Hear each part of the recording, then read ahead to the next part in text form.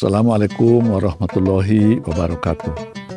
Saya mewakili yayasan dan seluruh sivitas akademika Universitas Pelita Rahmah mengucapkan selamat menunaikan ibadah puasa pada Ramadan tahun 1446 Hijriah ini. Mudah-mudahan kita dibimbing oleh Allah untuk dapat melaksanakan puasa dengan baik dengan segala amal-amal sunnah yang ada di dalamnya. Diharapkan setelah puasa kita akan mendapatkan dampak positif dari ibadah yang kita lakukan, sehingga kita bisa bekerja lebih baik untuk kemajuan universitas, kemajuan daerah, kemajuan bangsa dan agama yang kita cintai. Assalamualaikum warahmatullahi wabarakatuh. Assalamualaikum warahmatullahi wabarakatuh. Alhamdulillahirabbil alamin. Assalatu wassalamu ala asrafil anbiya'i wal mursalin wa ala alihi wa ashabihi ajmain. Para pemirsa yang dimuliakan Allah, kali ini kita akan bahas amal yang utama di akhir Ramadan. Amal yang utama di akhir Ramadan. Ada hal yang menarik kita perhatikan di rangkaian ayat puasa surat Al-Baqarah ayat 183 sampai 187. Itu ayat yang menjelaskan tentang aturan-aturan puasa. 183 itu bicara tentang hukum puasa, sejarah puasa, dan tujuan puasa. 184 itu bicara tentang uzur-uzur puasa dan apa kewajiban bagi orang yang memiliki uzur.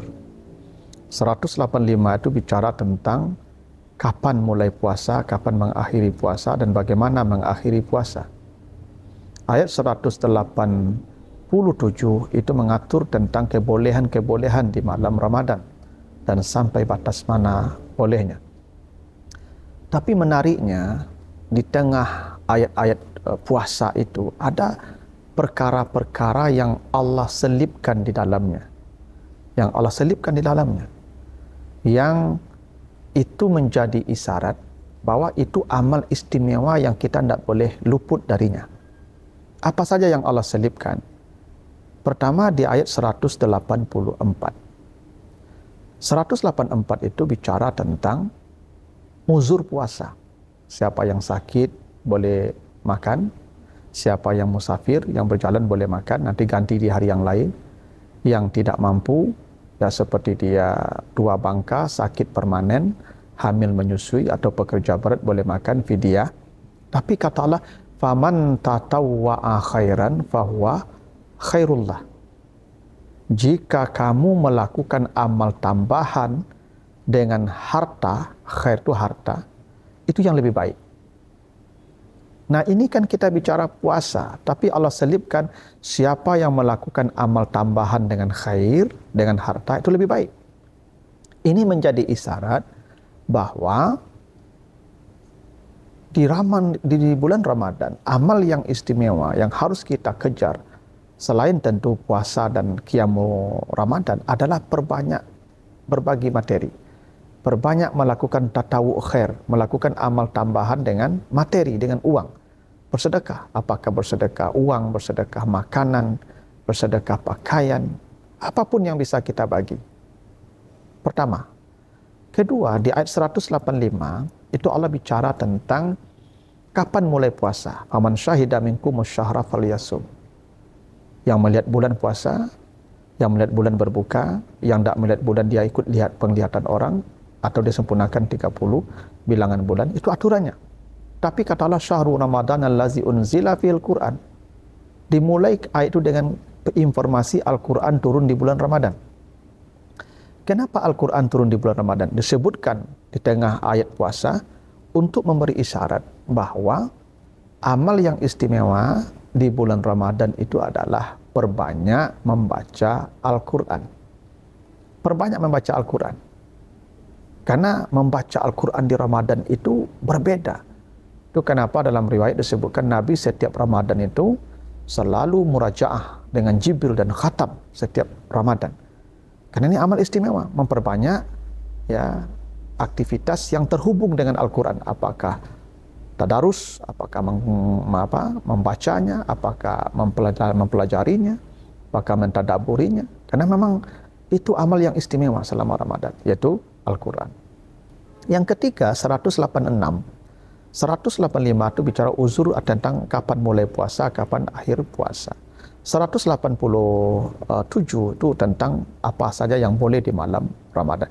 Tapi 186 itu kata Allah, ujibu da'watad da'i iza da'ani. Iza sa'alaka ibadi anni fa inni qarib ujibu da'watad da'i iza da'ani.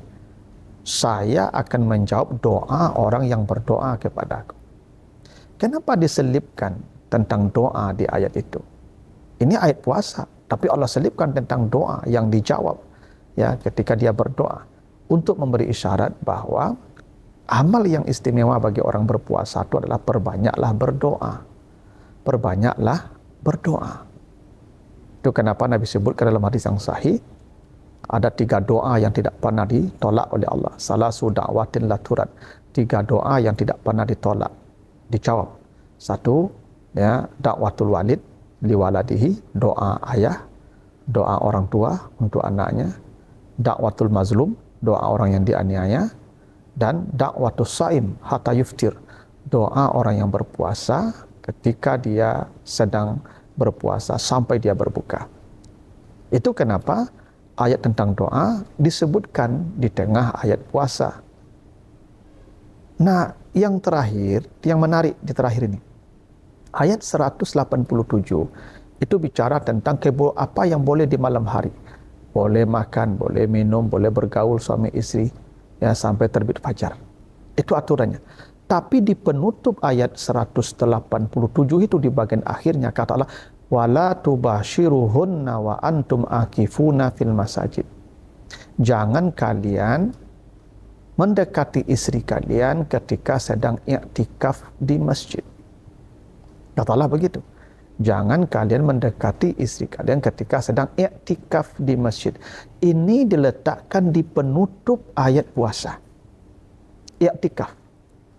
Jadi i'tikaf itu diletakkan Allah di penutup ayat puasa 187 dan itu di bagian akhir. Apa isyaratnya? Ibadah terbaik di penghujung Ramadan adalah i'tikaf. Ibadah terbaik di penghujung Ramadan adalah i'tikaf. Itu kenapa diceritakan oleh Aisyah, Nabi itu bila masuk ya 10 malam terakhir, Nabi itu syadda mi'zarah. Nabi itu mengencangkan ikat pinggangnya.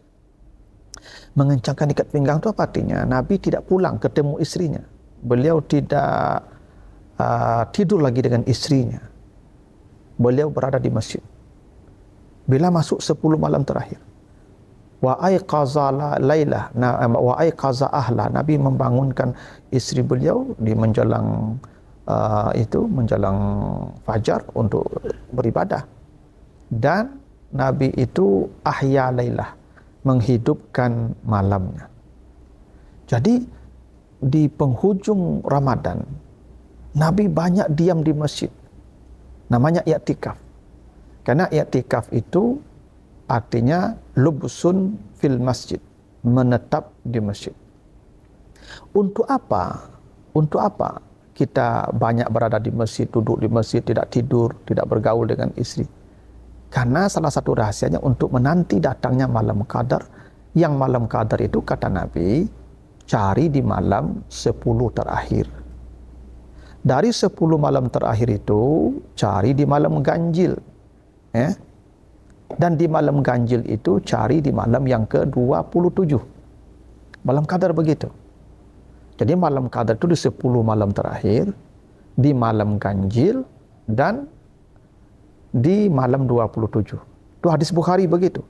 Taharru lailatul qadri fil witri minal ashril awakhir min Ramadan. Carilah malam qadar di malam ganjil di 10 malam terakhir dari Ramadan. Dan di hadis lain disebutkan annaha lailatu sab'in wa ishrin, hadis riwayat Ahmad dari Ubay bin Ka'ab. Malam Qadar itu kata Nabi malam yang ke-27. Dan ini menarik. Ya, menarik. Kalau kita mencermati surat Al-Qadar, apa menariknya? Begini. Surat Al-Qadar itu jumlah ayatnya ada 5 ya. Jadi Al-Qadar itu ayatnya ada 5. Inna anzalnahu fi lailatul qadar wa ma adraka ma lailatul qadar lailatul qadri khairum min alfi syahr tanazzalul malaikatu waruhu fiha bi izni rabbihim min kulli amr salamun hiya hatta matla'il fajar. Jadi surah Al-Qadar itu ada 5 ayat. Jadi surah Al-Qadar itu ada 5 ayat. Kata Nabi tadi, carilah malam Qadar itu ya di malam yang ganjil di 10 malam terakhir. Ya, carilah malam Qadar itu di 10 malam terakhir, tapi di malam ganjilnya. Dan ternyata malam yang ganjil di 10 malam terakhir itu ada 5 malam. Malam 21, malam 23, 25, 27, 29. Ada isyarat. Kata Nabi, cari malam Qadar di 10 malam terakhir di malam ganjilnya. Ternyata malam ganjil di 10 malam terakhir itu ada 5. 21, 23, 25, 27, 29. Sebanyak jumlah ayat di surat Al-Qadar yang 5 ayat. 2. Kata Nabi tadi, ya, annaha lailata sab'in wa ishrin. Malam Qadar itu malam yang ke-27. Isyarat yang menarik di surah Al-Qadar tadi. Kan surah Al-Qadar itu surat yang menjelaskan tentang malam Qadar. Malam Qadar itu dalam surat Al-Qadar itu disebut dengan Lailatul Qadri. Lailatul Qadar itu jumlah hurufnya ada 9. Lailatul itu 4. Lam ya lam ya ta. 4. Lailatul 4. Al-Qadar itu 5. Alif lam qaf dal ra 5. Jadi Lailatul 4, Al-Qadar 5. 4 tambah 5 itu 9. Ya, 4 tambah 5 9. Dan kata Lailatul Qadar itu disebutkan 3 kali dalam surah itu. Inna anzalnahu fi lailatul qadar wa ma adraka ma lailatul qadar lailatul qadri khairun min alfi syahr. Malam Qadar itu 3 kali disebutkan Lailatul Qadar, dan jumlah hurufnya masing-masing 3, 9. 3 kali 9, 27. Maka benarlah Nabi katakan, kalau engkau mencari malam Qadar, carilah di malam yang ke-27. Tapi pastinya Allahu a'lam, karena Allah bertanya dengan kalimat wa ma adraka ma lailatul qadar, karena pertanyaan dengan wa ma adraka ma itu pertanyaan yang tidak bisa dijawab dengan logika. Itu pertanyaan yang di luar kemampuan nalar manusia. Makanya wa ma adraka mal hutamah, tahukah kamu neraka? Tidak tahu kita. Wa ma adraka mal haqqah, tahukah kamu hari kiamat? Tidak tahu kita. Wa ma adraka mal qari'ah, sama, tidak tahu kita. Sama, wa ma adraka ma lailatul qadar. Tapi Allah kasih isyarat. Isyaratnya apa? 10 malam terakhir, di malam yang ganjil, dan malam yang ke-27. Nah, apa amalnya di malam-malam itu? Di malam-malam kita menanti malam Qadar 10 malam terakhir. Ada yang menarik. Apa menariknya? Surat Al-Qadar itu berada di antara surat Al-Alaq dan surat Al-Bayyinah. Jadi surat Al-Qadar itu sebelumnya Al-Alaq, setelahnya Al-Bayyinah. Ya. Apa yang menarik? Surat Al-Qadar yang berisi tentang cerita malam Qadar dan keutamaan-keutamaannya, itu sebelumnya surat Al-Alaq bunyinya kalla la tuti'hu wasjud waqtarib, baru inna anzalnahu fi lailatul qadar. Bersujudlah kamu dan mendekatlah kepada Allah. Bersujudlah kamu dan mendekatlah kamu kepada Allah. Apa maknanya itu? Malam Qadar dinanti dengan banyak bersujud kepada Allah, banyak bertakarub kepada Allah dengan amal-amal sunat. Ya, itulah seperti tadi zikir, baca Quran, tadarus, termasuk salat malam. Itu makanya kata Nabi, man sallal isya'a fi jama'atin faqad adrakaha. Orang kalau salat isyanya berjamaah, itu sudah mendapatkan malam Qadar. Kenapa? Karena jamaah itu bahagian daripada takarub. Dan dia wasjud, Ya, jadi malam qadar itu dinanti dengan sujud dan takarrub. Itu kenapa sebelum Allah menjelaskan tentang malam qadar, itu Allah menyebutkan perintah wasjud waqtarib. Maka malam qadar perbanyaklah di 10 malam terakhir di penghujung Ramadan, perbanyaklah bersujud, perbanyaklah melakukan amal sunat mendekat kepada Allah. Itu cara kita memperoleh malam qadar. Nah, setelah surat Al-Qadar ada lagi surah Al-Bayyinah. Apa yang ada di awal surah Al-Bayyinah itu? Rasulun minallahi yatlu suhufan mutahharah. Rasulun minallah, itu ayat yang keduanya itu. Ya, lam yakunil ladzina kafaru dan seterusnya. Rasulun minallahi yatlu suhufan mutahharah. Rasul yang membacakan kitab suci. Jadi kitab suci disebutkan terkait dengan malam qadar. Jadi Allah menyebutkan itu malam qadar, setelahnya disebutkan suhuf mutahharah. Apa artinya itu? Bahwa perbanyaklah membaca suhuf mutahharah, maksudnya Al-Quran, di malam-malam terakhir.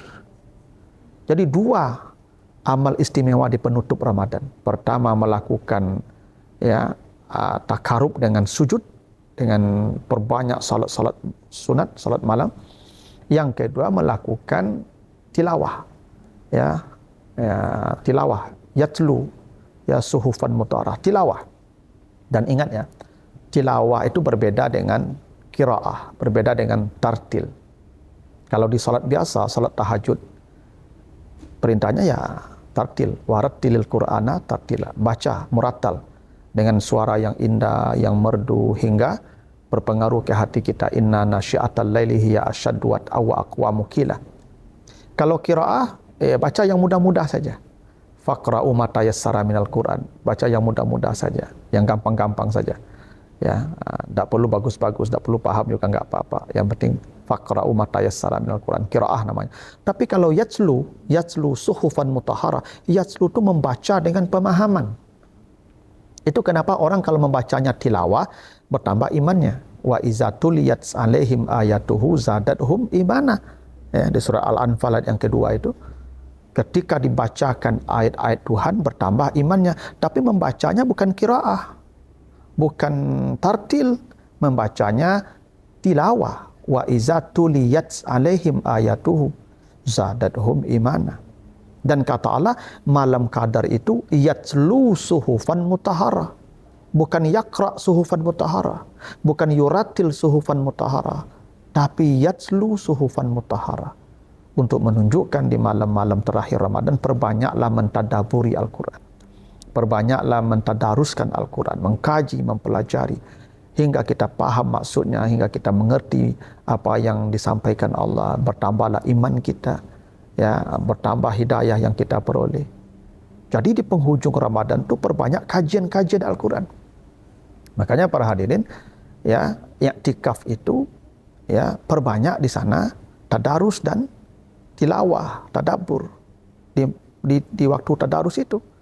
Jadi ada halaqah di sana, kita berdiskusi tentang isi Al-Quran. Karena Lailatul Qadar itu terhubung dengan yatlu suhufan mutahharah, bukan yaqra suhufan mutahharah, bukan yuratil suhufan mutahharah, tapi yatlu, karena tilawah itu membaca dengan pemahaman, membaca dengan pengetahuan, dengan ilmu.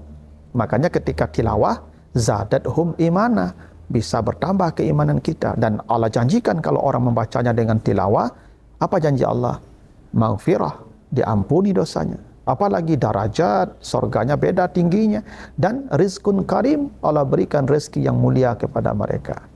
Kata para hadirin, di penghujung Ramadan, perbanyaklah berada di masjid, perbanyaklah bersujud, dan lakukanlah tilawah Al-Quran, mengkaji dan memahami Al-Quran.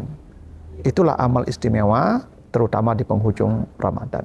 Mudah-mudahan ada manfaatnya. Lebih kurang mohon maaf. Wassalamualaikum warahmatullahi wabarakatuh. Selamat datang di Universitas Baitur Rahmah. Di sini, kami tidak hanya memberikan pendidikan berkualitas, tetapi juga menciptakan lingkungan yang mendukung perkembangan pribadi dan profesional. Dengan fakultas yang berpengalaman dan berkomitmen, kami menyediakan pendekatan pembelajaran inovatif yang mempersiapkan Anda untuk menghadapi tantangan global. Bergabunglah bersama kami di Universitas Baitur Rahmah, dan bersama kita membentuk masa depan yang lebih baik.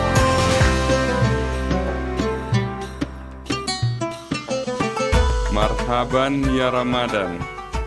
Saya mewakili keluarga besar Baitur Rahmah menyampaikan selamat menunaikan ibadah puasa pada Ramadan 1446 Hijriah. Mohon maaf lahir dan batin.